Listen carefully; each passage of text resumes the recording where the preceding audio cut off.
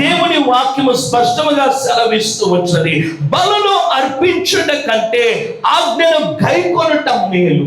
హల్లెలూయా. చాలా మంది వారు చేసే సత్క్రియల వలన దేవుడు సంతోషిస్తారు అనుకుంటున్నారు. చాలా మంది వారు ఇచ్చే కానుకల వలన దేవుడు సంతోషిస్తాడు అనుకుంటూ ఉంటున్నారు.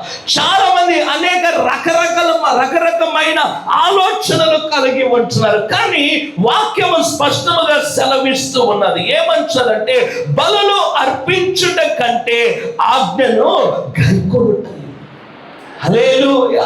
నువ్వు బలులను అర్పించేదానికంటే, కానుకలు ఇచ్చేదానికంటే, నువ్వు చేసే వాటికంటే మొదటిగా నువ్వు భయము భక్తి కలిగి దేవునికి లోబడాలి.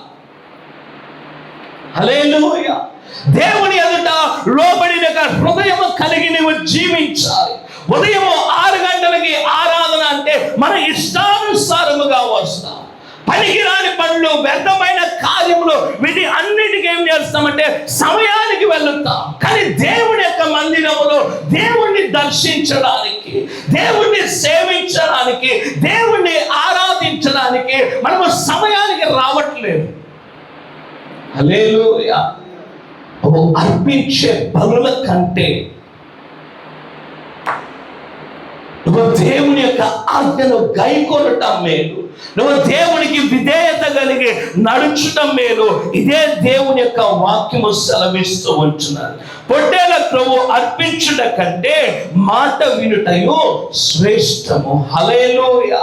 పొట్టేల క్రొవ్వును అర్పించేదానికంటే నువ్వు దేవుని మాట వినడము అది చాలా శ్రేష్టముగా ఉంటున్నదని దేవుని యొక్క వాక్యము సెలవిస్తూ ఉంటున్నది. ఆదాము అవ్వను దేవుడు సృష్టించాడు, ఏదైనా తోటలో ఉంచాడు, ఒక ఆజ్ఞ ఇచ్చాడు. ఆ చెట్టులోని యొక్క ఫలము తినొద్దు అన్నప్పుడు వారు ఏమి చేస్తూ ఉంటున్నారంటే ఆ చెట్టులోని యొక్క ఫలము తింటూ ఉన్నారు.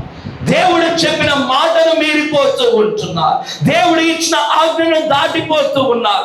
అవిధేయత చూపించవలసిన వారు అవిధేయత కలిగి వారు జీవిస్తూ ఉంటున్నారు.